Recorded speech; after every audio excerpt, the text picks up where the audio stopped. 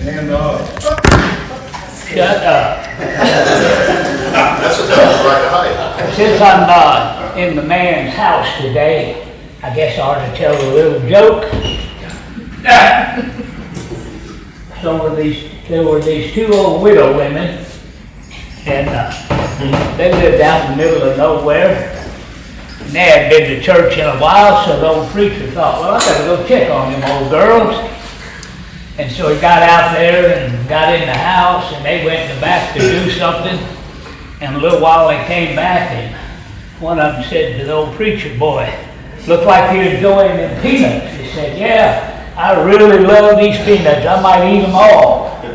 And the other lady said, "Well, we haven't been able to do nothing but suck the chocolate off of them."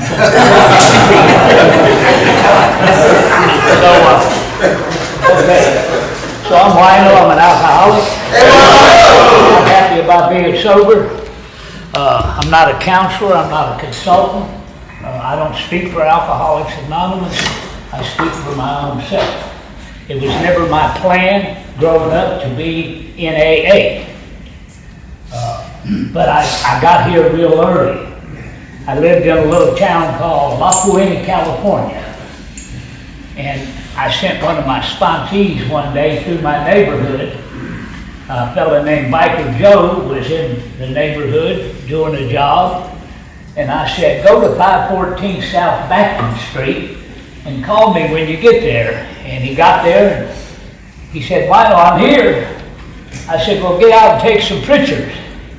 And he said, "I'm not getting out of the truck. I'm not turning it off. I'm not rolling the window down. I'm going to snap a couple of photos and I'm out of here." And that's what he did. Growing up in California, I was real quiet and shy and kind of a bookworm kind of kid. Yeah, I was surprised my own self. Anyway, I was growing up there in California and in a pretty crappy place. And there was a wino sitting on the curb. And the wino said to me one day, he said, "Why don't you get a drink of this wine, it'll help you." And so I got a drink of wine and nothing happened. And the second day, I was coming home from school and I just had the crap beat out of me. And I just found out that day that all them ass whoopings I took, my mama was paying that boy to beat the shit out of me. And the wino said, "Get another drink, it'll help you. When you get the right amount, you'll go places you want to go." And I said, "I got places I want to go." He said, "You'll say things you want to say." I said, "I got a lot to talk about." "You'll do things you always want to do." I said, "I got something I want to do real bad." And so when the wino got to the curb on the third day, I had my own bottle of wine, bottle of Ripple, had me a pack of Camel non-filter cigarettes, and I was sitting there drinking wine, smoking a cigarette, and the wino sat down and said, "You know what today is?" And he said, "No, what's today?" I said, "Today I'm going up to schoolhouse, and I'm going to beat the hell out of that boy. I am going to mess him up."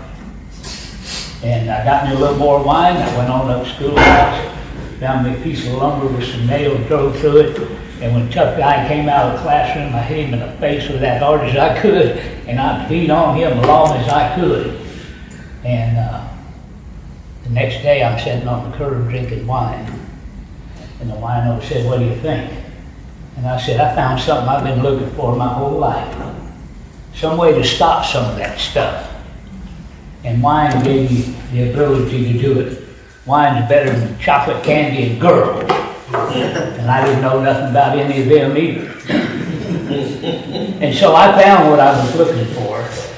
And I went to school a few more days. I was living in an abandoned station wagon behind a gas station. And one day I just quit going. And I would get up every day and find a way to get a drink.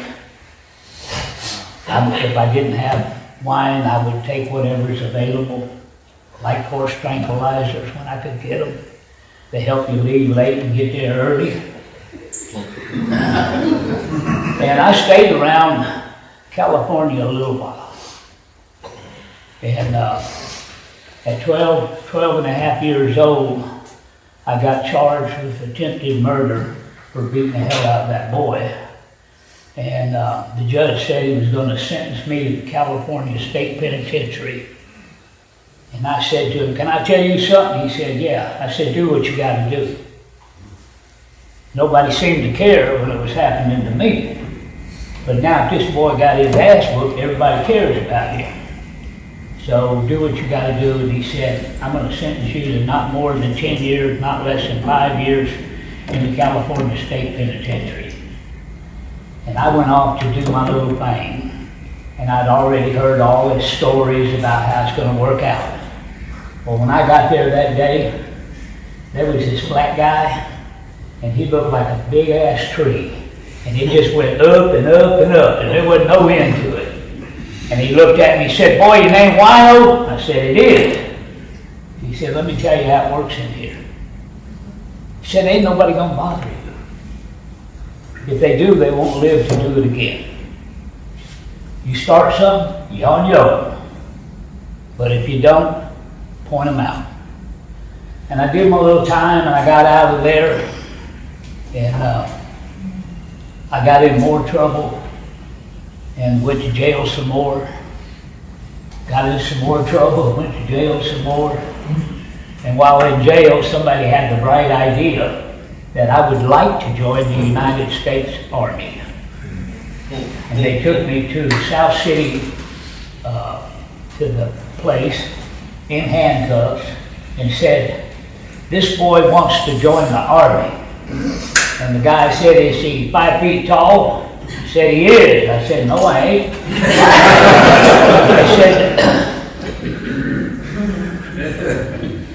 They said, "Does he weigh 100 pounds?" They said, "He does." I said, "No, he don't." And they asked me some other question, and I don't remember what it was. And they took me into the Army. And, you know, if you're here and you were in the Army and you were a good little soldier, hey man, cool, proud of you. That wasn't my deal, because I had other places to be and other things to be doing. I didn't have time to get up early because I was out all night. I didn't have time to go do this because I had to go drink.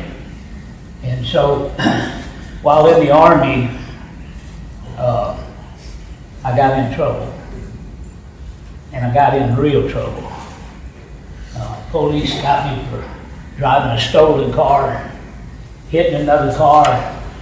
The car burst into flames, and 2 kids burnt to death. And I used to tell myself, I know I got out of that car and tried to help. I told myself that for a long time. They were going to lock me up forever. And the judge said, "I got a great idea. Why don't we send this piece of crap to Vietnam?" I've been in the Army about 3 or 4 years, never got promoted, was never available for anything. And they sent me to Vietnam. And what the judge said, "Do we have people here from the Army?" And 2 military police guys stepped forward. And the judge said, "Can you have this piece of garbage on an airplane within the hour going to Vietnam?" And they said, "We can have him there in 3 hours." And I went to Vietnam, and an amazing thing happened. I didn't run out of anything to drink. I didn't run out of anything to smoke. They said to me, how about driving a gun jeep?" And I said, "I don't have a driver's license. I had one, I lost it for life." He said, "You don't need a driver's license in Vietnam. You need to be able to go fast and shoot at the same time." And I said, "Man, I come from LA, man, we do that." I might excel over here. And so I was driving this gun jeep, and my first day out, I don't really know the deal, but the guy in front of me was driving the jeep from the back. And he got supplies, and then he said to the guy, "I'm going to need about 40 hits of morphine." And the guy just gave him the stuff. And so I said, when my turn got up, I said, "Well, I'm the lead jeep. I'm going to need about 400 hits of morphine and some booze." And he said, "Okay." And I got my shit, and we took off, and I did good. And then I did something else, and I did good. And the general came down, and he said, "Hey, man, who did that?" I said, "Man, I don't know, some cat all messed up named Wino, man. He cleaned that right up." And next day, the general was there, and he said, "Who did that?" I said, "That cat Wino, man. He came here, cleaned that up, and got gone. He's probably somewhere drinking." And the third day, the general came down, and he said, "Where's Wino?" He said, "Well, he finished that up, and he was at the bar." And I started getting promoted. And I don't know what you do with that. I just started getting them stripes. And because I was in the place that I was in, my insanity seemed like everybody else's. It didn't seem like anything was really out of place. There was a big black fella there when I started driving gun jeeps, and he had been there about 3 years, and he said to me, "Little guy, I'm never going home. They're never going to let me go. But you might want to go home one day. And if you do what I tell you, and you'll most likely get a chance to go home." And I stayed there, and it became time to come home. And I got on the plane, and people were talking about, when you get home, it's going to be different. And I'm thinking, yeah, because I'm a lot worse than I was on the streets of L.A. I am stone crazy. And I came home, and they said, "We would like you to go to Georgia." And I said, "I'm not going to Georgia. I'm done with the Army." And so they gave me a dishonorable discharge. And I had been in about 5 years. And I made a little effort to get a job, and that didn't pan out. And so I just drank. I drank everywhere I went. Everywhere I went, I broke some kind of law. Every place I went, I did something to somebody I probably shouldn't have done. And one day, my brother said to me, and I knew he would say to me one day, he said, "I don't know what you did at my house with my wife and my kids, but you're not ever going to do it again. And I'm going to put you on a freight train, leaving California. I'm going to give you $20, some smokes, and a fifth of wine. And don't ever call me, don't ever come see me, I don't want to ever hear from you." And I got on the train, and the train took off, and I had my wine and my money, $20, a lot of money for a wino. And I had this thought that I'd heard in AA. When I get around that corner right there, it's going to be different. This time it's going to be different. This time this, and this are all going to go in the same direction. I'm going to be all right when I get there. And I fell off that damn train. Boy, I was ripped. I fell off that damn train in Louisiana. Got my first peek at a redneck. That was not going to go good. And I'm drinking, and I'm going to AA every day because, you know, back in the day, we panhandled at AA for booze money. And I had this little gig at Eddie's jewelry store. Monday, Wednesday, and Friday, you leave $5 in an envelope, take to the front door, and in return, I won't piss, shit, or puke in front of your place of business. If you miss a day, I'm going to rip it up. And I would go to meetings, and I had been going for about 14 years. And I heard all your stories. You told me about all the cool stuff, and I'm thinking it's all bullshit. It's just a bunch of shit. And one night I was at the meeting, and I'd got my little wine money up, and I was getting ready to leave, and one of them old guys said, "You know, why don't we got coffee in there?" I said, "Yeah, I don't drink coffee." They said, "We got some cigarettes." I said, "I got some bugler."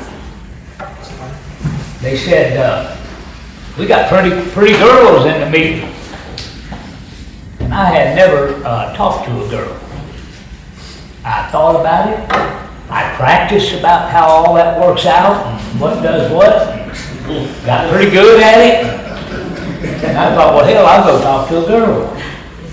And so I walked in, and there she was, sitting on the back row, about 5 years sober.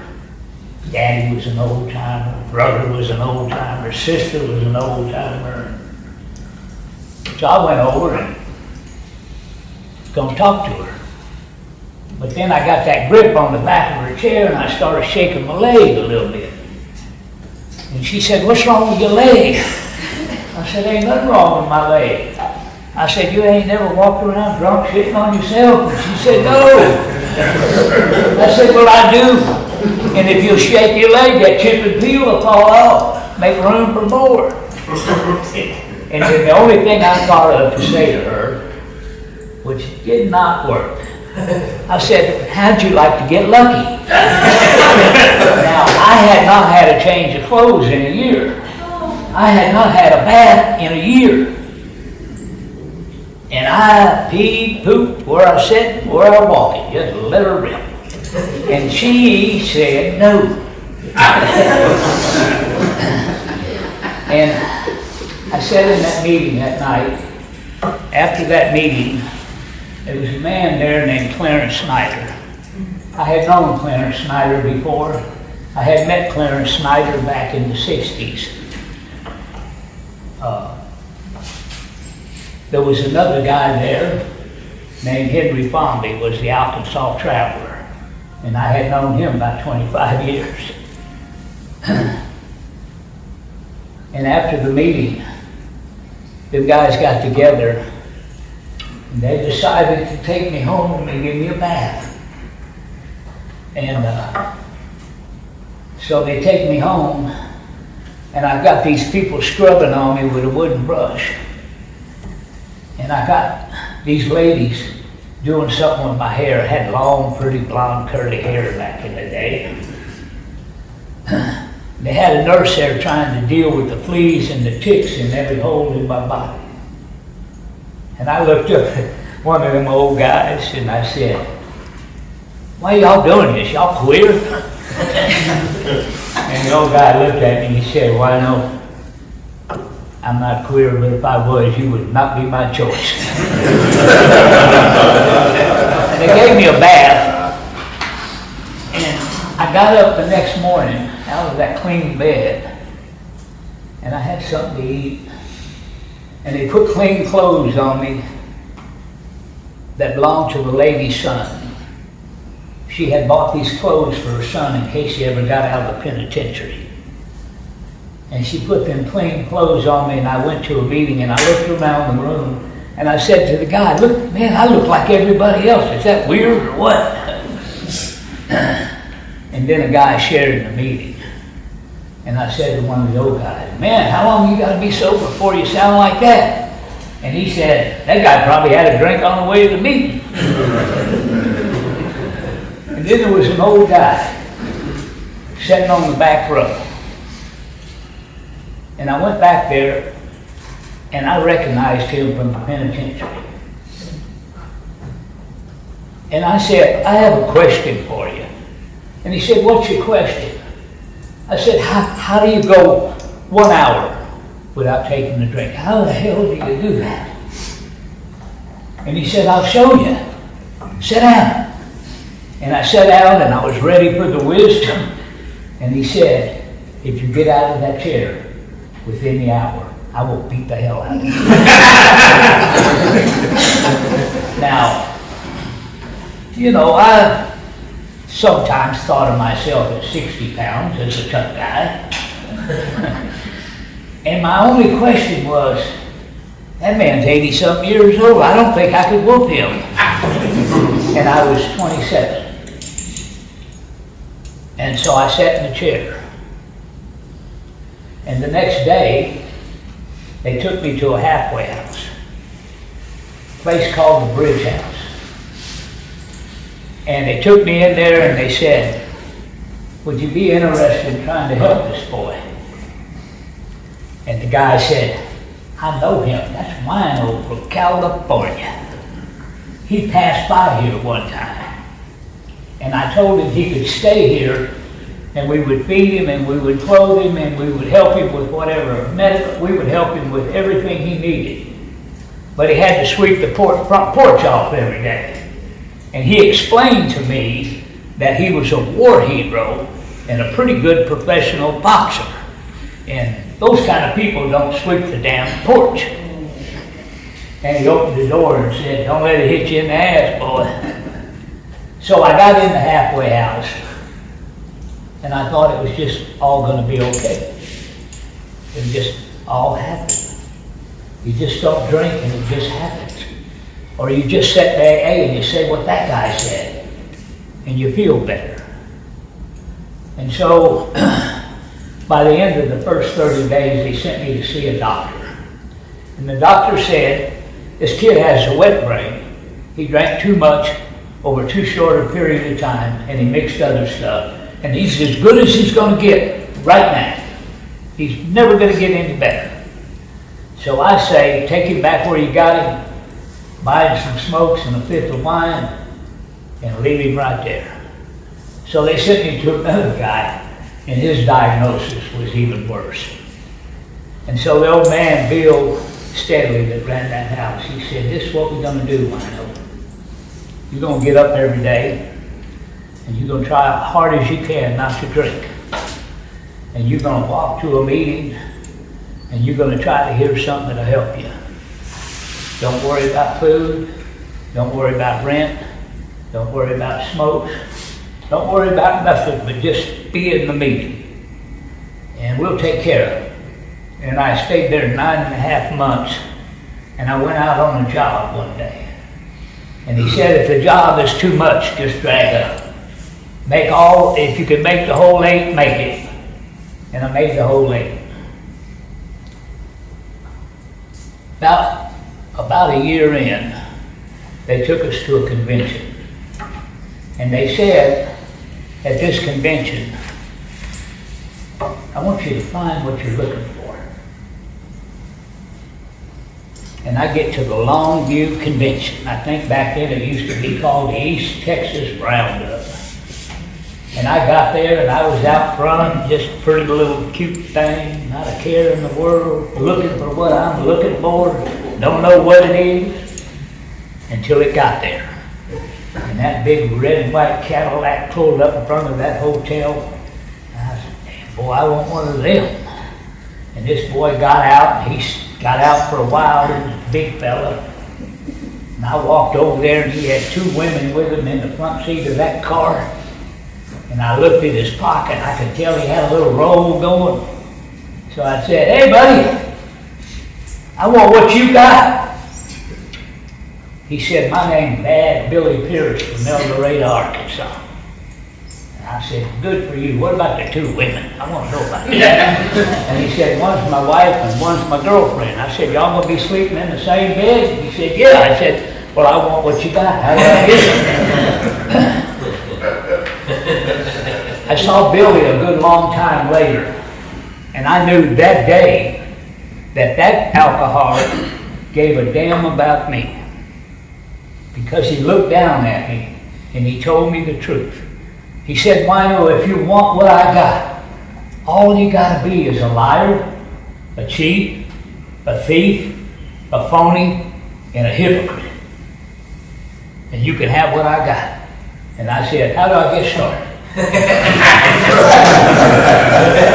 There was something that I needed to fix me. I wanted something to fix something down here in this hole. And so I got to working, and I got a big job, and I started a business, and I started another one, and I started another one, and I had cars, Cadillacs, Lincolns, trucks, stuff. I had all this stuff. And I was waiting for the thing to come to fix me. And I couldn't find it in the amount of money. And I couldn't find it in being an AA convention speaker at 2 years sober. Set me up to get drunk is what they really did. But I couldn't find it. And so one day, I was about 3.5 years sober. I lived out in the country. My neighbor was Terry Bradshaw. And I had all the stuff and the girls, and I was looking around that morning, and I said, I gotta go. I gotta get the hell out of here, because I'm gonna get drunk. And I may not be able to get back to where I am right this minute. I gotta go. And I got in the old work van, opened the top of the toolbox in the van. My fifth of whiskey was still there. I put it in there because I knew I was going to have it. And I drove out of town. I had no idea where I was going. I had no idea what I would do when I got there. I didn't call anybody. I didn't do anything. I didn't check on the business. I didn't check on the young wife. I just got in the van and just drove the hell away. And along about Alabama, I think, but it could have been anywhere. I was on the side of the road, and I was making me a pot of coffee. And this thing came to talk to me out of the bush. Came right up there by me where I could see it. It was really weird looking. And it said, Wino, if you don't become a man of integrity, you're going to die drunk. You're going to die drunk. Now that weird thing, I closed the door on the van, threw the coffee pot down, and got the hell out of there. And I went on, and I found myself in Lakeland, Florida, a place called the 2720 Group. I walked in. They were getting ready for a meeting. There was a big guy there, well-dressed guy. I said, my name's Wino. I'm from Shreveport, Louisiana, and I got 3 years sobriety, and I don't think I can make another minute. I'm going to need some help. And he said, well, here's my business card. Today I'll be playing golf. Tomorrow I'll be watching the fights. Call me next week. And out of nowhere, that thing that was in the bush appeared in front of me in the AA group. And that was really weird looking. And he said, hey, give me that guy's card. I gave it to him and tore it up and put it in the trash. He said, this guy doesn't know anything about health and alcohol. He said, I'm going to help you. And so I started hanging out with Vic every day. Maybe some of you guys have hung out at a shop with somebody. Maybe you know somebody that's got a shop and you hung out there. And you did stuff you didn't want to do, and you went places you didn't want to go, and you talked to people you didn't want to talk to. Vic had a shop, and I ended up in the shop. And I would go to meetings, and I was still in bad shape, but I would go to these meetings, and people would say, hey, are you that guy that's hanging out at Vic's shop? Yes, I am. Well, you know Vic, man, he's taking advantage of you. Free labor, man, he's going to screw over you. Y'all have also heard that. Some of y'all there, and right up in here. And one day I had a long look at Vic. And I wondered why this old man that got sober in 1940 in Chicago, why he gave a damn about me. Because he was talking to me about stuff a daddy would have talked to me about if I had one. He talked to me about things that would help me to feel better about me. And so one day I was in a meeting, because, you know, I used to have a little smart-ass attitude going. So one day I was in a meeting and somebody said something about Vic ripping me off. I said, well, he's probably screwing me and I hope he don't never quit. Because I knew I didn't have the answer, but I knew I was on the path. I was on the path because the man was giving me direction, and I was following the direction, and I was doing all the work and all the stuff. And one day I felt a little better. And after a few years, I left Florida and I went to Texas, Baytown, Texas. And I called Vic from Baytown, Texas. I said, Vic, this town is full of idiots. They don't know shit about sobriety. They know nothing about sponsorship. He said, you think you know a lot about it? I said, I do. And he said, why don't you try this? Why don't you be man enough to lead by example? And I said this to him, which will tell some of you where I really was. I said, that'll take too long to get some respect. And what he said was, you don't want respect. You want to feel better on the inside. You can make 1,000,000 meetings, you can read a zillion books, but you can't fix stuff. One of the things that I worked on with Vic, where there are a lot of things that I'd done that I had never told anybody. And I was never going to tell anybody. You know, that shit is bad enough, just leave it where it is. And one day, Vic and I were at a place called Pepperidge Farms, the cookie place. And we were doing some work in there. And I said, Vic, I got this stuff. I got this stuff in here, and it's different than it used to be. And he told the guy, that's it for today, we're going home. And we went to the shop. And he said, why is it different today? I said, before I didn't give a damn. You were in the wrong place at the wrong time.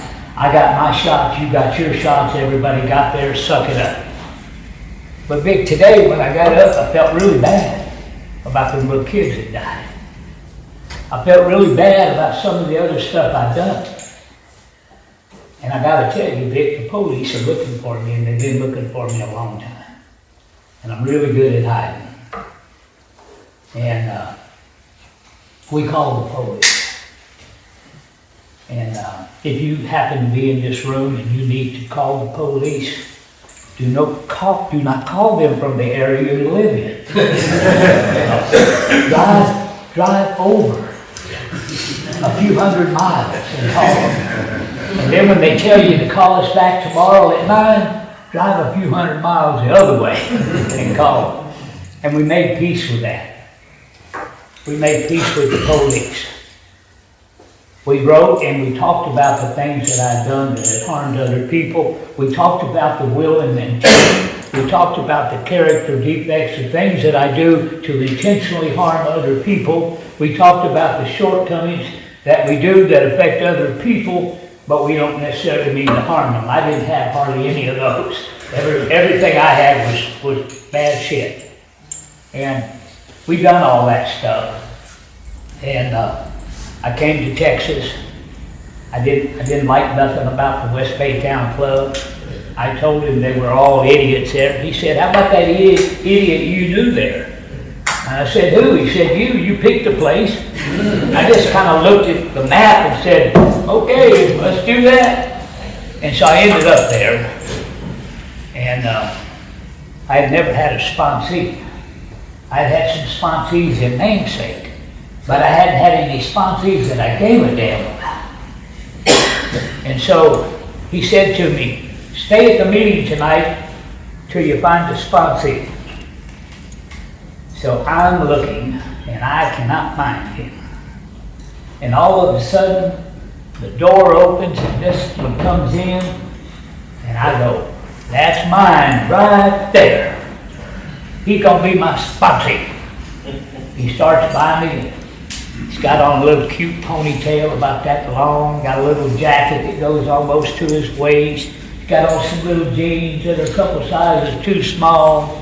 Got on some shoes with no socks. And he starts by me and I said, hey boy, I'm gonna be your damn sponsor. He looked like he was about 12 years old back then. He said, are you talking to me? And I said, yeah, I'm talking to you. I'm gonna be your damn sponsor. He said, I don't want one. But if I did, it wouldn't even be you. See, and I don't have any sponsee experience, so I don't know what to say. So I say what you say when you come from where I come from. So I said, here's the deal. I drink coffee with cream in it. I sit at the end of the white table there. Nobody sits in my place. I have a red ashtray, and you're going to go over there with the coffee and the red ashtray and sit down and wait on me, or I'm going to beat the shit out of you right here, right now. And he looked at me and said, well, how'd you want that coffee? So this kid got this coffee, and you'll be hearing this kid in October at the Waco conference. Got sober at 19, got 38 years, and the whole deal. Anyway, I got him for a sponsee, and I told him, call me every day. I went home and I had a little girlfriend. She said, "What, did you get a sponsee?" I said, "I sure did." "What, did you give him something to do?" I said, "I sure did." "What'd you give him to do?" I told him, "Call me every day." She said, "Think you ought to get a phone?" So I got up the next morning and I walked to a payphone and put my nickel or dime in, and I called that kid and said, "Let's go to the meeting." And so I would have told you about this kid that graduated #1 in the University of Houston, that went on and did a lot of great things. I would have told you 20 years ago. Can you see what I did for the kid? I would have told you that. What I would tell you 10 years after that. Let me tell you what he did for me. I get this kid, and we're doing all this AA work, and he's becoming like my kid. And I have a son doing life in the penitentiary. Been there 45 years. And what he did for me is he gave me a second chance to treat this boy like I would treat my son if I had another opportunity. And so he became my son. And at 20 years sober, I got up one morning and I had arrived. Beautiful car, wife that didn't mind too often, little bit of money, nice little house. And they had this program going on across Houston, and I got up to go that day. And I got there and I sat on the back row and I thought, damn boy, you looking good and you got it going on. And a lady walked in. And I kept looking at her, and I know her. And I couldn't figure it out, but I just kept looking. And she got up to the podium and she said, "My name is so-and-so and I'm from such and such place. And my sponsor used to tell me when I got here 30 years ago that always expect a miracle in AA. You never know what you're going to get when you walk in a meeting." And she said, "I just want to be upfront about everything. The man that killed my children is sitting on the back row smoking a cigar. And I wanted to get up and get the hell out of there. But I made a deal. I made a deal in Lakeland, Florida to do the whole deal. Not do the fun stuff, not do the talking stuff, not doing the shindig stuff, do the whole deal. Accountable, responsible, handle it all." And I sat there, and when she finished and the deal was over, she came to me like a rocket. And she chewed on me for what seemed like an hour. And I never said a word. And she asked me one question when she got done. She said, "Tell me you got sober the day after my children died." And I really wanted to say yes. But it didn't happen. It was 20 years later. And so I told her the truth. And I stood there until she got done. I didn't think she'd ever get done. And finally, she turned and walked away.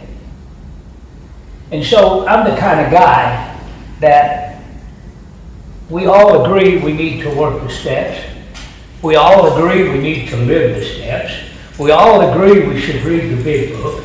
We all agree you should understand the book that you're reading. We agree on all of that. I couldn't find anything in that book that made that thing with them kids okay. I couldn't find anything. All I kept coming up with, I'm a piece of shit. And so one day, several years before, I started a deal. I started a deal that wherever I am and whatever I'm doing, I'm always looking and listening in a restaurant, in an auto parts store, in an AA meeting, coffee shop, wherever. I'm listening for that little lady or that little guy that says, "I told you there wasn't going to be anything this year for your birthday or Christmas I started looking for them little kids and giving that money and keeping my name out of it to do what I could do. Because that's all we can do in Alcoholics Anonymous is what we can do. We can't never make it all right. And so I came to Baytown, I got that little sponsee. Wasn't too long, I met this guy named Jim.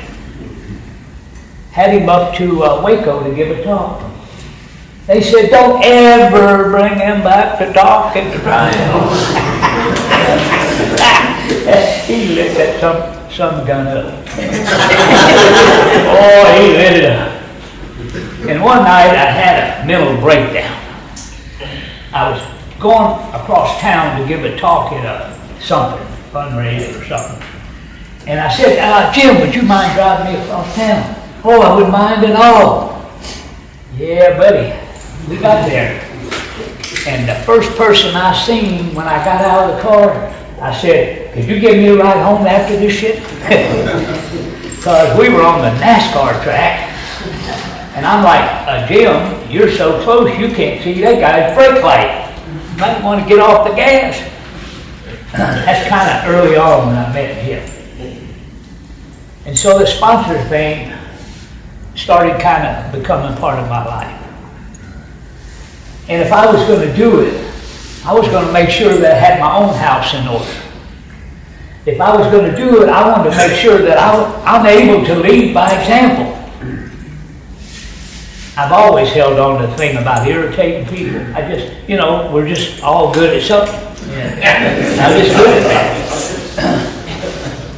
But I got into this sponsor thing because somebody told me to.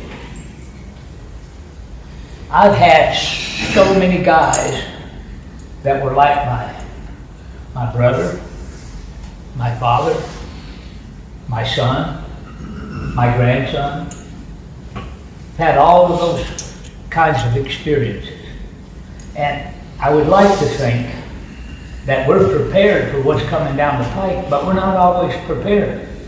Some days we just don't have anything to work with. And sometimes the effects of that are devastating. And that day came for me at 3 years sober. My brother came to see me in Louisiana. I picked him up at the airport, and he looked at me and he said, do you think I'm an alcoholic? And I'm 3 years sober, I know everything. I got an answer. You think I'm an alcoholic? Well, you live in the right part of town. You got the perfect wife. You work millions and millions of dollars. Your kids are in the Olympics. People on TV hang out at your house. Probably not alcoholic. And he said, okay, take me back to the airport. And I took him back to the airport. He got on his Learjet and he flew himself to a casino in Vegas that he owned and blew his brains out. And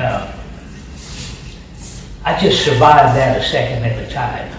Because I had only had one person in my life that I believe ever gave a damn about me, and it was my brother. He did everything for me, everything he could. If he could have bought me sobriety, he'd have bought it for me. And he shot himself.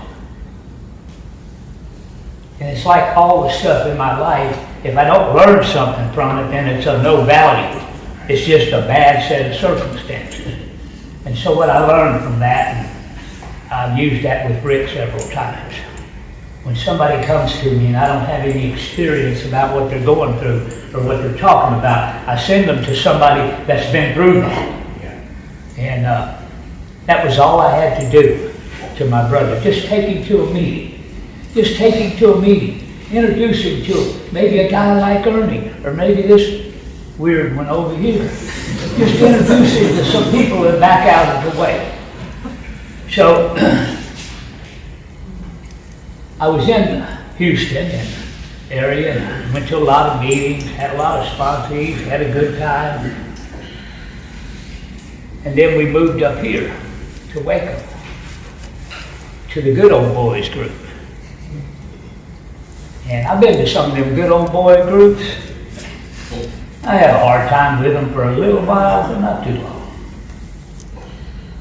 Sometimes the good old boy group makes me ask myself this question. Are we missing some people along the way? Is some people sliding through? I know at the 8:30 meeting, you can't come there more than once and not feel welcome. You can't do it. We moved up here because of the hurricanes and all of that. We've been here about, I don't know, 12, 13 years. So some of my early stuff that was kind of important, it was when I got to know Clarence, and then I got to know Clarence more again and then again. And after Norm died, it was mostly me and Clarence who helped write the book, who brought sponsorship to Alcoholics Anonymous, who said without effective sponsorship, AA will begin to deteriorate. People need to be able to talk to somebody about what's eating their ass up. I didn't come to Alcoholics Anonymous to hang out with them old losers they had when I got here, the old guys. I didn't ever want to be an old guy in AA. I didn't want to run anything in AA. I didn't want to be in charge of anything. I didn't want to be a hotshot speaker. I'm going to tell you what I wanted. I'm going to tell you what I wanted, and I wanted it real bad. And if you could have bought it, I'd have bought it. If you could have traded for it, I'd have traded for it. What I wanted to do was to be okay. I wanted to be okay down in this hole. I wanted the guts to be okay. I wanted the heart to be okay. I wanted the mind to be okay. And I kept waiting to be clean. And I never will be. What I'll be is I'll be an example, good or bad, of what Alcoholics Anonymous is. From the place that I started at the California State Penitentiary to where I stand today, 79 years old, been a hell of a ride.